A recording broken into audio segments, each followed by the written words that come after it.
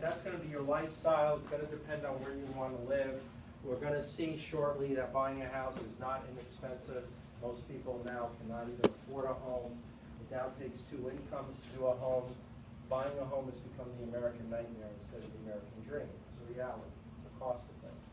If you learn how to invest and do the right things, you'll be able to buy any home you want, just about, except for those $50 million ones that we all went for the other day when we did that project. Okay? By the way, having a $50 million home in the country, I'd rather have a $1 million home in the country and use the other $49 million to go travel to hotels that are worth $1 billion wherever I'm staying or whatever country I am. But that's me. I like to travel. You'll have to decide on your own lifestyle. Was there a question? Yeah. How do you pay off a loan if it exceeds your lifespan? Like a 90-year loan? Haven't you ever heard about the hereafter? You don't, you did. You pass it up to you. Yeah. Educate. That's how you pass. I could go out right now and get a 60-year loan like that. The odds of me making it 60 more years are 2, slim and none. Okay? Because the asset is worth something. That's why we're going to learn. I'm going to use the word equity today and a couple other things. If you own something, you don't own it yet if you have a mortgage, not really. So we're going to talk about that, what title is. And then it passes to your heirs, H-E-I-R-S. And we'll do a little bit of that, but not today. Those heirs, if they can't afford to pay what you owe, will sell your asset. And when they sell it, whatever money's owed to the bank gets paid off. Does that help? We don't know about No, what happens, and I don't want to do estate planning now, but we will, and I'll do it for one day very quickly. No, if your children inherit your property, which would happen unless you don't like your kids and then you give it to a stranger. Okay, well, it's happened. It's happened. If those children cannot make the payments on that asset, they'll sell it. And when they sell it, if they get more money than it's worth, then they'll split that money probably. If they sell it for less because they can't get enough money, they will be responsible for paying that money if the property went to them. If the property went to somebody else, they'll be responsible for it. In other words, the purpose of a loan, whether it be a car, a mortgage, a TV, is not to care whether you live or die. It's to say that can you make the payments on time? Because whatever property is yours today could be somebody else's tomorrow, which means it becomes their problem to make those payments, or they have to sell that asset. Does that help a little bit for you? Okay. However, and I'm not doing it today, but whenever you ask a question, if I can throw it in, I am going to show you what you could do to protect your children or your other people that you want to inherit things, so that if you do owe a lot of money, when they get it, you'll owe nothing. There are ways to do that. But first we got to do this. So whether you rent or buy depends upon what you want. Those of you just out of college, if you think you're going to be transferred in 2 years or 3 years, you'd be foolish to buy a house unless the economy just had a crash. And that $1 million house last week is now selling for $300,000. Now I want to buy that asset. So that's why you should understand economics. But this really depends, renting and buying depends on a lot of things. And we can rent, by the way, beautiful apartments now, or you can buy the apartment. So there are a lot of choices, in terms of what you want. Buying a home, if it's done right, is your first step in becoming extremely wealthy. If you do it right. And that's what I'll try and tell you. Know the words. A tenant is somebody who lives in a rented place. A landlord is the person who owns the building for which you're buying. If you are renting something, it costs you very little to get in there. First month's rent and a security. When you buy a home, we're going to see it's a 20% down payment generally. Okay? You can sublet if you move. Sublet means somebody takes your lease, but that has to be approved by the tenant or the landlord.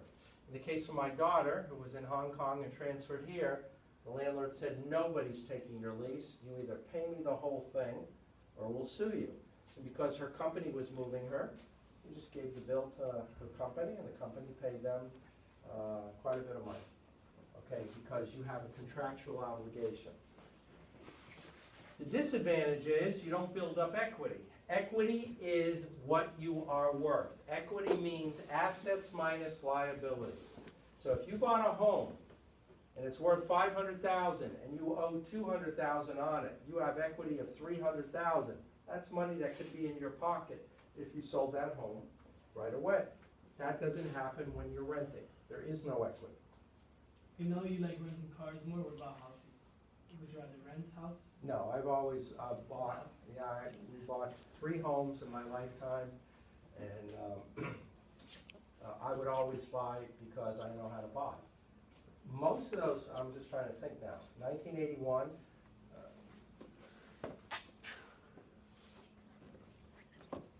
so 1973 I bought first house, that was in a recession, okay? And then the next house we built in 1991, started building that house. That was coming out of a recession, okay? And then this last one was when I knew we were gonna crash. I was only gonna stay in Miami for 5 more years, and I'm here for 15. So that's when we did that. So I've had 3 homes, you know, in my lifetime.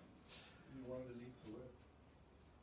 We're not sure, but we're out of this. Bahamas? Pardon? Bahamas?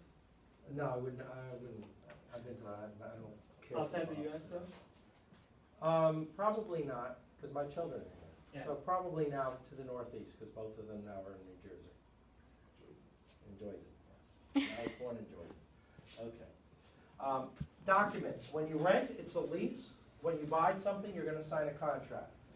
So know the difference between a lease and a contract. When you lease, you're gonna pay a security deposit. Both leases and purchases, you'll have to have home insurance. And when you have any of these, you're gonna have repairs. Most of the repairs, if there's something happens in an apartment, the landlord will make the repair. Unless you're having a party and you punch the walls out, you'll be responsible, you know, for fixing those things. In a home, of course, you are responsible. So almost every hand went up in the last class. If you guys drive around into different parts, are most of the houses that you pass in immaculate, pristine, beautiful condition?